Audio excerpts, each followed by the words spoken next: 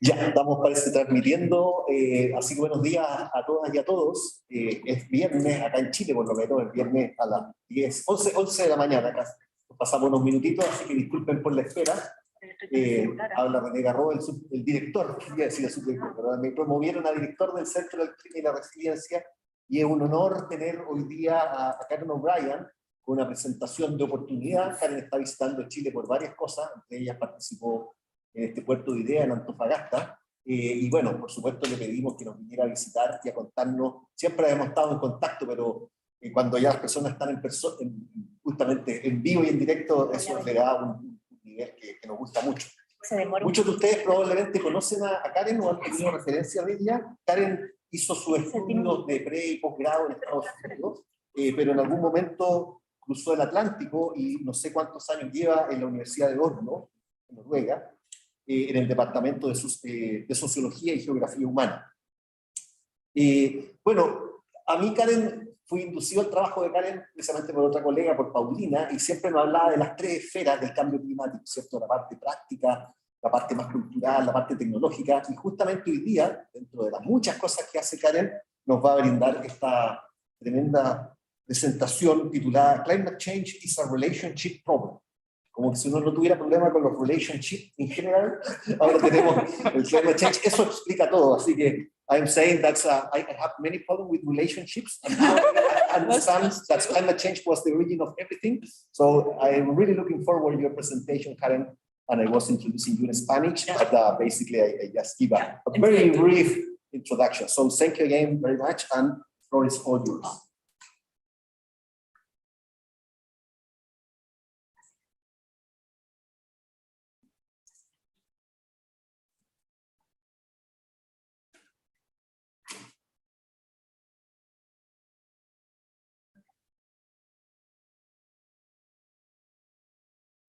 Muchas gracias y es un placer estar aquí y ser invitado a presentar. Voy a hablar inglés porque mi español es a un nivel intermedio, entonces, pero voy a hablar lentamente. The talk I want to give today is to help you think about climate change in a different way. And so I'm going to present to you climate change as a relationship problem. When I give this talk in Norway, I usually get lots of women coming to the talk. It's like, oh, relationships. But I think we all need to really start thinking about how we approach climate change. And the reason I say this is because, as we all know, I mean, people are suffering today. People have suffered for centuries the results of human activities on the environment. And we're seeing unprecedented climate extremes all over the world. We're seeing environmental catastrophes that are now have a very strong and visible human fingerprint on them. We're seeing a widening gap between the rich and the poor in the global population. So issues of vulnerability, issues of resilience, those are really important, as well as the question of winners and losers. So there is a really strong equity and justice dimension to climate change. We also see that climate change is not the only issue that we're addressing right now. We have the loss of biodiversity and the degradation of ecosystems. And we see that we're not making progress on those either. In fact, I think I just read that with global warming, 50% of the ocean species are expected to disappear. So we're failing to make progress on that as well. And we're seeing in times of pandemics and diseases that rampant destruction of forests and environmental changes in general are actually influencing the spread of zoonotic diseases to humans. So we're experiencing losses of not just ecosystems and species, but also of many human lives. And finally, we're in a time when there's actually, there are many wars going on in the world, many conflicts and things, but the war in Ukraine is bringing to us the issue of energy, geopolitics, and all of these things. And so we're in multiple crises today. And I think that for all of us working on climate change, doing research on climate change, engaged in policy on climate change, we're kind of just going, what do we do now? I don't know if any of you feel this way, but I was just in San Pedro de Atacama and looking at the stars the other night, just going, okay, what is it? How do we actually have impact, not just in understanding, but how do we go from knowledge to action? How do we take everything that, that we're doing and put it into practice? And that's why I think we have to understand what type of problem climate change is. For some people, climate change is clearly an environmental problem. We have the environmental agencies, and we're looking at, kind of what the biophysical impacts will be of climate change. Others see it as an economic problem. It's about capitalism. It's about the way we have organized our economy to extract resources, to use them, to do all sorts of things. And so many people are thinking we just need economic measures to address it.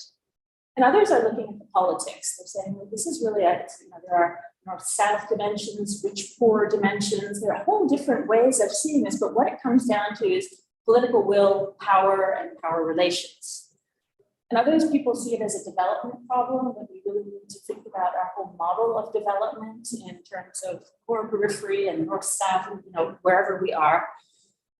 And I think it's all of those, it has all of those dimensions, but I think it really, deep down, if we look really at the human dimensions of the problem, it really is related to how we as humans see ourselves in the world and how we relate to it, and how our relationship to ourselves, to each other, to nature, and to systems and systems change. So I want to say that climate change really is a relationship problem, and kind of take you through some of the work we've been doing. And looking out at the stars and imagining what our planet Earth looks like and how we see it and ourselves. And one of the things I just want to emphasize is that however we frame the problem, the problems that we're experiencing on planet Earth today, really influences the type of solution. So if you do see it as an environmental problem, you're going to look for environmental responses. If you see it as an economic problem, you look at economic responses. If you see it as so on political, you look at political responses. If you see it as a relationship problem, we will look more deeply at the types of relationships we have that influence all the other things, influence all of our environment policies, all of our political policies, etc.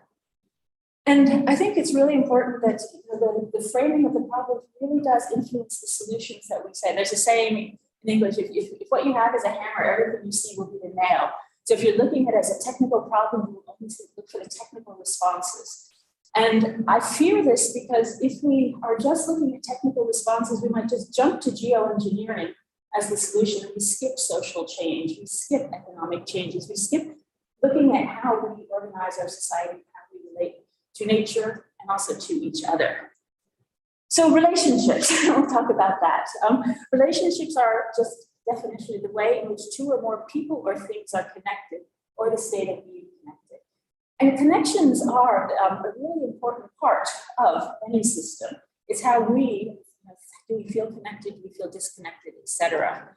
And systems really are just a bunch of relationships that, some of them being more important than others, but it's really defined as a regularly interacting or interdependent group of items forming a unified whole. And it's important to recognize that not everybody views systems the same, or the boundaries of systems. So when I talk about a whole, I might talk about the globe. Somebody else might talk about the universe. Somebody else might talk about a river basin. So it's really important to recognize that. But a system is also an organized set of doctrines, ideas, or principles that are usually intended to explain the arrangement or working of a systematic whole. So we have economic systems, we have political systems, we have social systems, and all of that.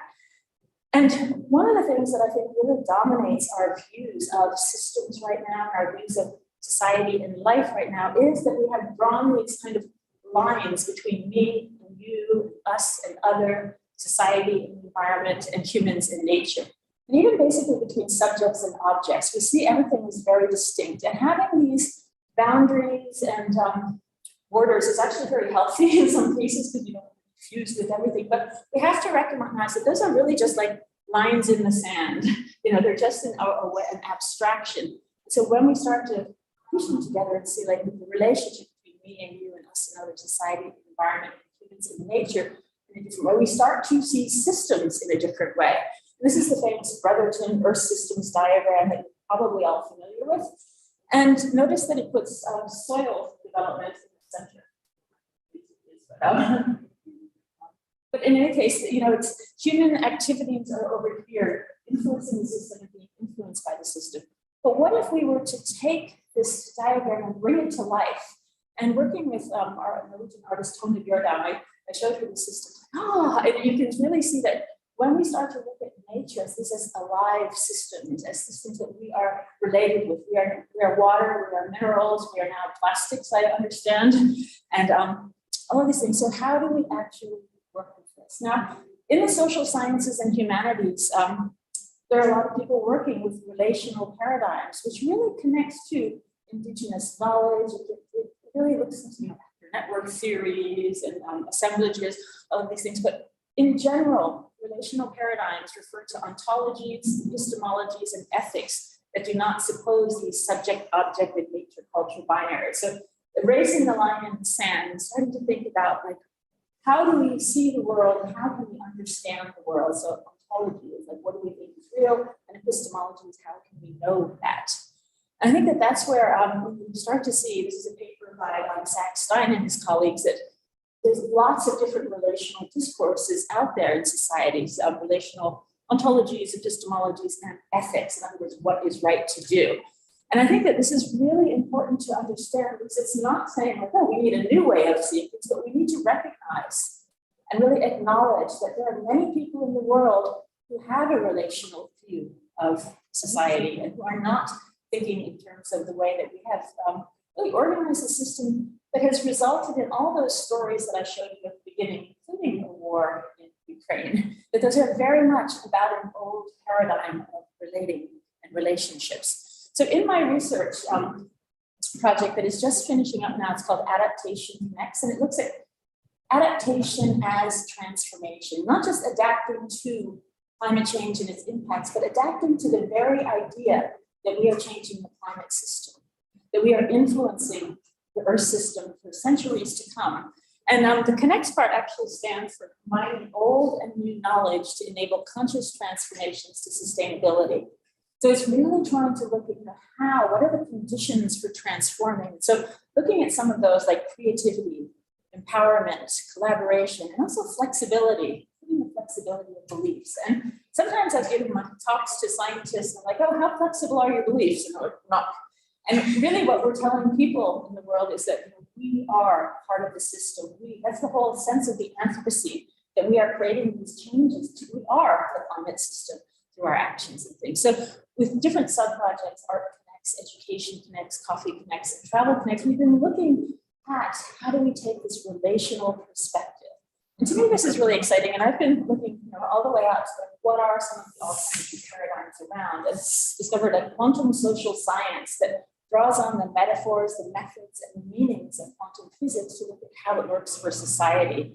Quantum decision making just uses the matrices from quantum physics and finds that you can actually it explains preference reversals. Quantum game theory uses the same methods and says, oh, we can actually dissolve the prisoner's dilemma because we are allowed to influence each other. The interpersonal relationships come into play there. And so for me, quantum social change is, like, if I had to define it, I described it as a conscious, nonlinear, and non-local approach to transformations that is grounded in our apparent oneness. So this has been like an inquiry and an exploration to think about what would social change look like if we actually step beyond our those lines in the sand. And in the book, I emphasize that relationships matter.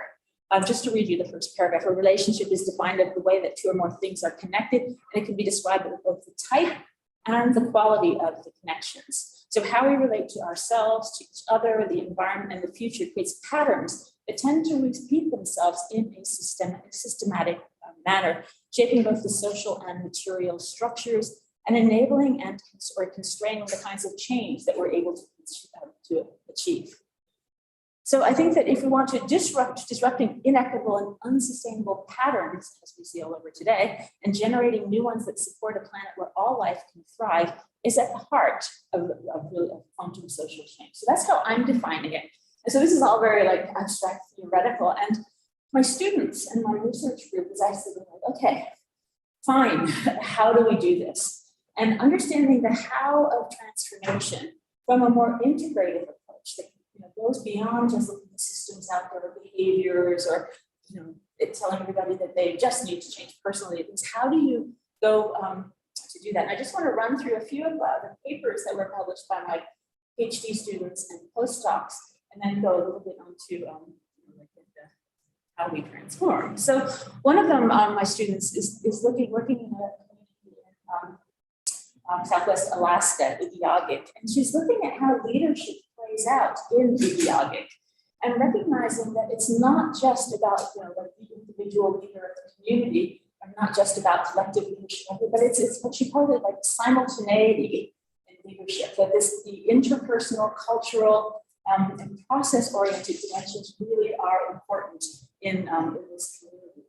And she's looking at how they're dealing with issues like mining, issues with changes to the river and salmon fishing, all sorts of changes that are coming from external world and influencing every town, a village of 50 people or so. So it's also looking at that sense of political agency, that sense of empowerment, and how their ideas actually scale change, but not just from the individual or the collective, but both and. So both you are an individual and a collective in the quantum terms, you are a wave and a particle together. Another PhD student who recently finished, Gail Lachachka, is talking about finding shared meaning in the Anthropocene, engaging diverse perspectives on climate change, and working with coffee farmers in Guatemala. She used photo voice as a psychoactive action-oriented tool to understand the different ways that communities and cooperatives or farmers are actually thinking about climate change. Some of them see it as a very technical, very, this is just about we need to have more irrigation, et cetera. Some of them see it in a larger picture. This is about, for export coffee quality things, and some of it see it in a much deeper way too. But this is about their way of life. So she's actually looking at these five different ways of that meaning is construed in these communities, and she's looking also at the whole global coffee change, including the coffee suppliers in North America during the pandemic. Julia Benz, postdoctoral researcher, is looking at the relationship between mind and body, and just how science and art fuse together to create the body practices for sustainability. And she describes an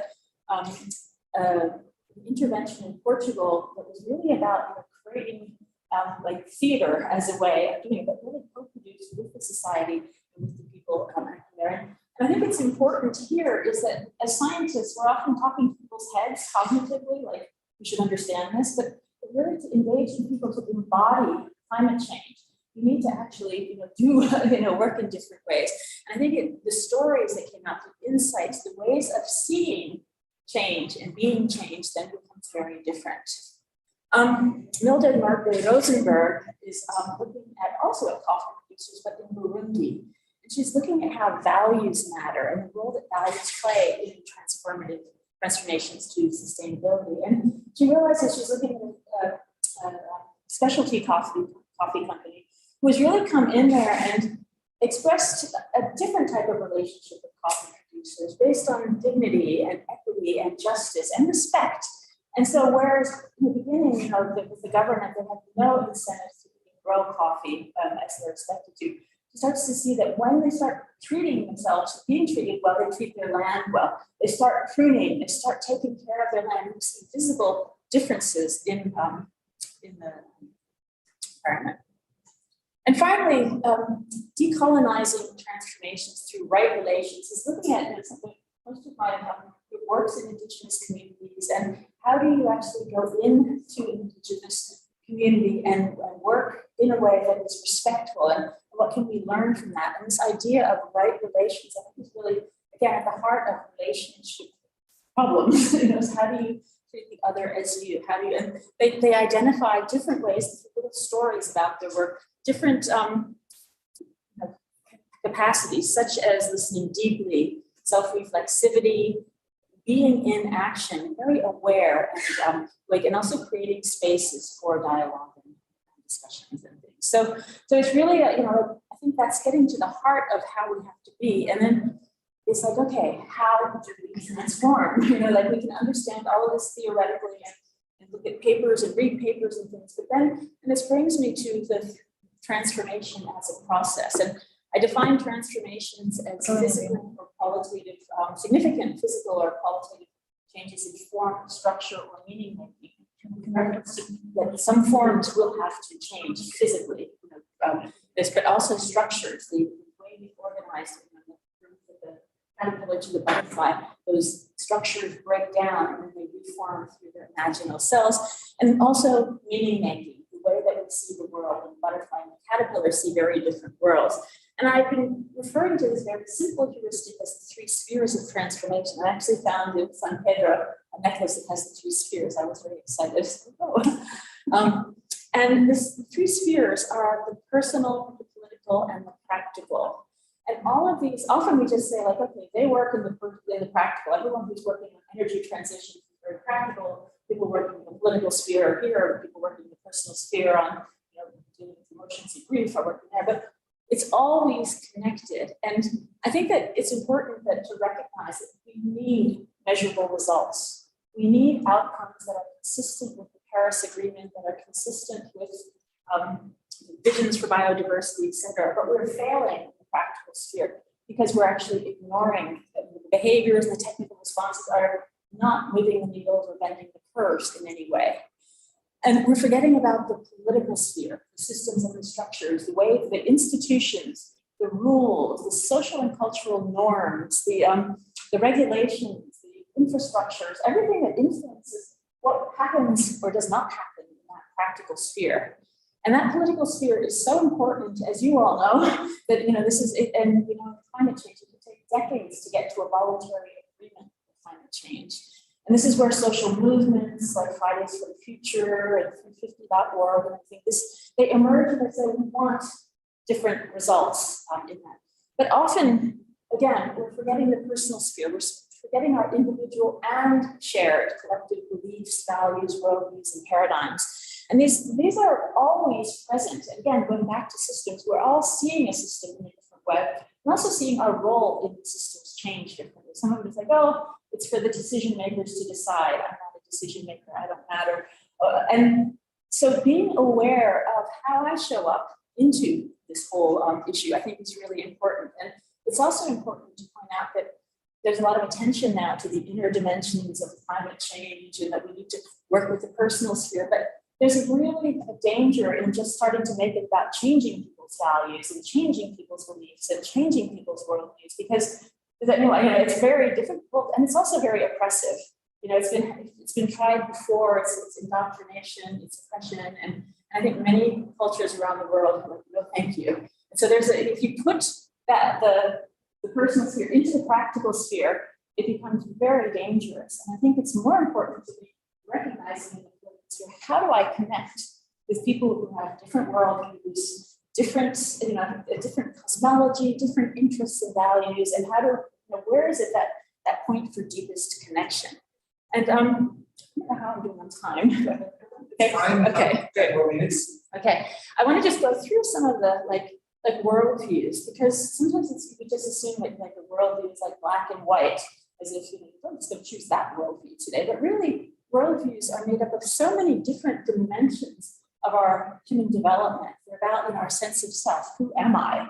And we get that from the moment we enter as a baby. It's like I, you, or then we get all sorts of ideas about who we are, and also cognitive of like, what am I aware of? How do I make sense of the world and our values? What's significant to me? Our morals of like what I should do. All of these, I can go through all of these, but our needs, our emotions, our aesthetics, our relations, exactly like where do I draw that line? But also spiritual, what is like ultimately the most important thing in the world? And often we leave that part out in science because that's not, but most people in the world really are, that search for meaning is essential. So each of our pattern of all of those different, and probably many more lines of areas of development give us a different perspective or vantage point on the world. And I think many of us working with climate change, big picture people who want to see the whole world together, but it's also that we have lots of great knowledge about local places. There's no right one, but what we need to do is be aware that we're always seeing the world through a particular set of lenses, with particular filters on them and with blind spots. So that it's like, wow, okay, what glasses am I wearing? How am I seeing the world? And what's not included? And when we go back to those 3 spheres, we often get partial responses that are not integrated, not connected with the whole. And this brings me to beliefs, because beliefs are so important. They matter when it comes to this. And a belief is usually something that something is true, or it's the acceptance that something exists or is true, especially if we don't have proof to believe this. And one of the questions in science is, do we see what we believe, or do we believe what we see? And just to give you an example here, this was published in a Facebook, like in a Norwegian newspaper, and it says, what do you think of this? And it was from the a group called The Fatherland is Most Important. So people who are very upset about immigration to Norway. And so, so it got a lot of international attention when an anti-immigrant group mistook empty bus seats for women wearing burqas. They got a lot of likes and everything, but sometimes, and I think it's just a representation of that you can like the reality that we see is often filtered through our prejudices, our ideas about what is coming or not. And we tend to find evidence to support our beliefs, and seldom do we actually question the underlying assumptions. And I think that that's so true in climate change, as Mike Hume and Randy Lorenzoni and Mike have shown, that people's view of climate change is always influenced by the belief that they hold already. So it makes that belief part really important. It makes us have to think about, okay, what are my beliefs and how are they influencing this, my view of what's possible or impossible. And when we get to values, this is Shalom Schwartz's structures of values. We have different motivations for values, different sets of values, but there are some values that apply to all of us as human beings. You can't say that equity is for some and not others. You can't say that, oh, I have compassion for these people, but not these people. Or we're all like very much wired in a connected way. And that wiring gets disrupted when we get into the political sphere. Because then, we get to this is exclusionary politics. We get into, hierarchies and things that just really assume that some people and species or communities are just expendable, that they don't matter. And so this is where values, what values are important for me and for others becomes really important. And I think that's something that we forget, because we just tend to think that values are like black and white, but they're always contextual, especially when it comes to the environment. And that brings us then to paradigms, which are like I wrote it in Spanish here, but they're the concepts, metaphors, and patterns of thinking that underlie the theories and methods of science. And they influence how we organize society. So a very individualistic paradigm has led to people who, not necessarily caring for other people who are sick, or to, nature is just a resource to be used or abused, etc. And when we look at systems change, Departamento wrote a really wonderful paper on places to leverage points, on places to intervene in the system. And she says paradigms are the sources of the system. From them become all of our social agreements about the nature of reality and the goals of the system, the flows of information, the feedbacks, the stocks, flows, everything else about systems come from the paradigm through which we see it. A system really is our abstract understanding of a complex dynamic reality. So that I think is where I'm just trying to see this, and I'll just wrap up a little here as a kind of discussion, but going from the start of my talk where, there's many times I read the newspaper and go, it has me. I see no way out of the complexity of our problems right now. Wow, this is really a tough time to be alive. It's a tough time to be working on climate and environment issues and things. But then we see wait a minute. We can take the knowledge we have. We can look at this.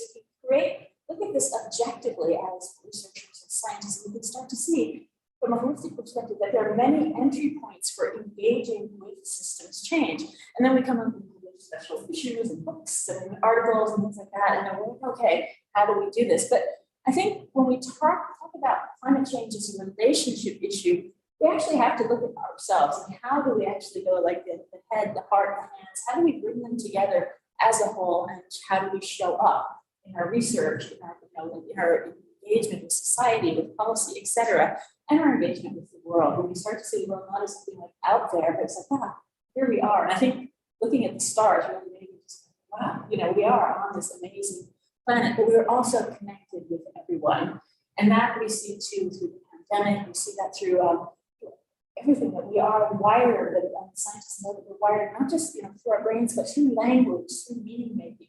there's a whole, there's a number of research that is really showing talking about our entanglement, our non-local correlations or co-relations through shared meaning. And when we can start to reflect on that and think about our own thinking about these issues, then I think we recognize that each and every one of us really does matter more than we think. What we do, how we do, it's the type of relationships, the quality of relationships, and really, just that way of showing up. So some of the questions that I left with, it's like, okay, sounds great, but what does it mean? I think it's like wondering how we can each contribute to right relations, whether it's in our families, in our research groups, in our communities, and the world. And so really thinking about like, what are the values that I'm standing for myself and for others? How do I actually address this? Because often we're talking about big world changes, but our departments and faculties and things are warring too. What relationships can I or we strengthen right here and right now? There's many relationships that are really good that we need to enhance, but there's also relationships that need to be disrupted or ended. And I might go for economic relationships between interest rates and oil prices, or the systems that have for weapons trafficking, et cetera, et cetera. There are many systems that are unhealthy. And then how do we show up in every relationship, and what values are we prioritizing for ourselves and others? And for me, these questions, they're all really nice and abstract, but to put them into practice takes practice. And for the last years, I think I went to Monica Charla, who actually was very influential for work on radical transformational leadership and conscious full spectrum response, really influenced the three spheres, because I read an article of hers on personal to planetary transformation. She worked in the United Nations as the head of leadership and capacity development. And I contacted her and said, we have a problem called climate change. What do we do with this?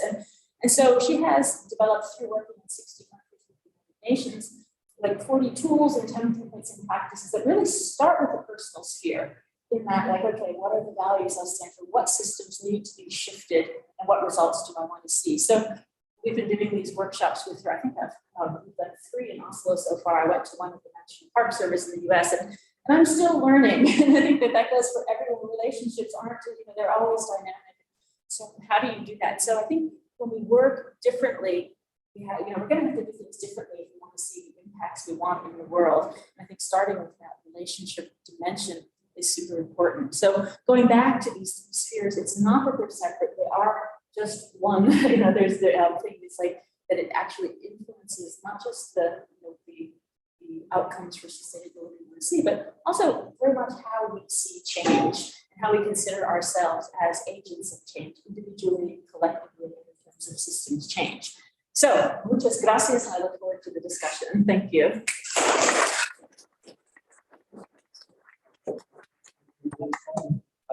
And I appreciate that you were able to squeeze. We would do that. Yes, it's damn time. No, we still have time. So we really like to talk. We appreciate this. And I think that we do have time for questions. We can go for the audience. And I don't know if you can receive questions from. Yes, we have one question from YouTube. It says, it's from Mariela. It says, how to spread this vision? I think it's about transformative vision, I guess. How to do it a global understanding? I have the feeling that this knowledge stay only inside the academy. That's an excellent question, and that's something that has really been on my mind a lot. And I set up about 12 years ago. We put in a proposal for a center of excellence called cChange on transformations in a changing climate. It didn't get funded.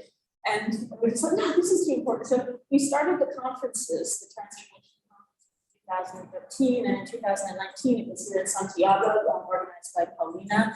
And that was really exciting. But I also started an organization called cChange as a way to bring the research to communities, to people. And I think that that's where I see more and more people that we have to come out of our little bubbles of academia and put this stuff into practice. So when we do these leadership courses, we have people from businesses, from schools, from municipalities, artists, we have journalists, all sorts of different people who can actually help change. And one of Monica's the emphasis is we need to, if we want to see changes, we need to design for change. You know, we need to actually be strategic, not just go like, oh, hope is the way for change. And so associated uses like transformations spheres, but also transformational results chain. Where you start with the impact, and the outcomes you want to see, and then the outputs and the inputs, which are normal. But you're also looking at what are those values that, you know, who am I as a transformational manager? How do I organize transformational meetings? How does every email become a relationship, et cetera? And then how do I become the transformational leader? How do I organize my projects and my, working on energy transitions in downtown Santiago? How do I organize that as a transformational leader? And then how do you actually get to those impacts as a transformational steward? So you actually almost be like the alchemist to see those systems. And so I think that that's super important. And in that special feature of sustainability science, Chris Reedy wrote about dispersive entrepreneurship as well. And one thing I think is really like what I've learned, like from writing my book on that, is like, wow, people have been saying this stuff for centuries. You know, William James, and you know, it just goes on and then you notice that, like, oh, indigenous knowledge, wisdom traditions, these are all this knowledge is here. And it's being said in so many different ways, in so many different contexts. So I think it's, for us, it's just a little bit about daring to, not just to talk about another paradigm, but be a different paradigm, but also spread that, you know, like actually contribute to that new narrative. And it's, I think, especially with younger people, they're like, of course, we're connected. They're not going to do age. I don't know if there is a question from the audience. Yeah. How do you, I mean, there is antagonism. And how do you face that? Because we can with a group of like-minded people wanting to change, but there will be conflict. There is a big conflict. There is a need of change of the world that we are facing. Those people that are against it. An interest in powers that are against it. How to face that? Because it's not trivial. Yeah, absolutely. And I think that's a really good point, going to that political sphere. When you try to push against systems, there's vested interests, there's power relationships, and consequences. People will not clap for you when you battle the system. But if they're not giving resistance, then you're probably not doing much that's, you know, like that's very threatening anyway. So it's actually a sign, and I think we're seeing that all around, like Pierre Jacques was talking about the rear guard of modernity. You know, people really want to keep the world the way it was because they have a big stake in it. And I think that that's where, you know, in that political sphere, there's a balance between like resistance and actually supporting others. Because I think, you know, for instance, in Myanmar, where there's been a military coup against democracy, and in that, of just how do you support the people who are supporting democracy? How do you resist the military? And it becomes then that it's not just about Myanmar; it's about Norway. And you know, like it's about our policies, it's about weapons policies, it's about calling out what doesn't work. And you see that with the war in Ukraine. Where do we stand on these issues? And so, I think your point is really right. Is that it's not just going to be this like out of the caterpillar to the butterfly. It's not a nice process, I imagine. But it's, you know, like we have to. Systems change. It doesn't mean letting go of systems is going to be then how do we show up for these fights strategically? That's the question, but it's also where the hard work lies in that. Great. I have one more question, but before that's maybe from the audience or elsewhere, because we have this time constraint. So sorry about that again, Karen. I have the question about you can do transformation or adaptation in these different spheres, but as you said, there is resistance, and so there is time scale to really implement this. But we don't have infinity, we don't have all the time, right? We have to act. So I assume that some of this transformation in the practical sphere can be more or less rapid, depending on which interest you affect. Maybe the political transformation is also visible within decades. But what about the outer sphere? Do we have a time scale for this? Oh, I wish I had put that slide in, because that's a very great question, and that's exactly what we think. We're like cultures, they take thousands of years, politics, they take hundreds of years, but technologies, we can implement in 10 years. But when you start to look at it from this relational perspective, from a process-oriented perspective, we see that all of them, it's right here and right now. So right now, I am changing cultures, I am changing systems, and we're always engaging with the political sphere and the cultural sphere. A lot of research is showing that that we actually, you don't need 99% of the population to change or 51%. It's often, consider 10%, 12% in agent-based modeling, analysis. Yeah, it's all these different things up to 25%. But this idea that there are critical masses and social tipping points, and that we are actually in that. So and that really brings it to like mattering in the moment, that what we do now is, because otherwise we follow the politics of never getting there, as John Foster has said, for sustainability.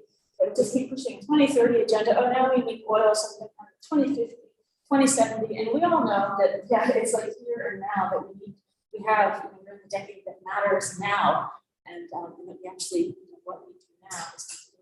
So I think that that's our idea that cultural change. It actually is. It's how we change those conversations, dialogues right here and now. That is that it shifts our view. Great. I don't know if there is any other question. We are in time. I'm aware. Yeah. So we will somehow we can continue this conversation.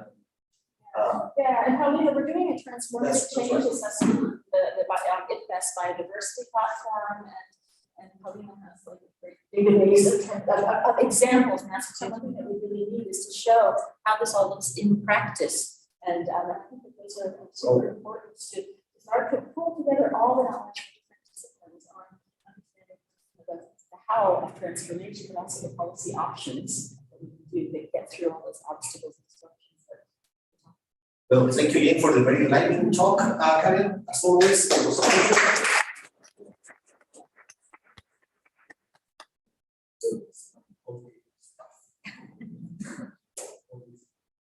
Great room.